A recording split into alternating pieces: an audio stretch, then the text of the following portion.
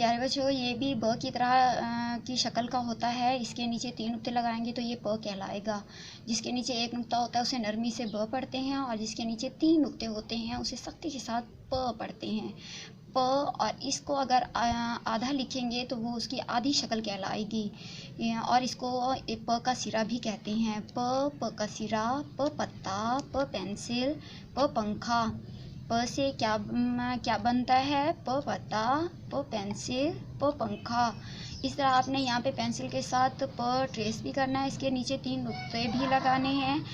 यहाँ पे प की पूरी शक्ल और यहाँ प की आधी शक्ल पेंसिल के साथ यहाँ पर भी ट्रेस करना है, और पेंसिल और पंखे में कलर्स भी करने हैं। और होमवर्क में आपने प और प का सिरा किसी से लिखवा लेना है, और यहाँ पे खुद आपने एक लाइन छोड़ के प और प का सिरा नीचे लिखते जाना है।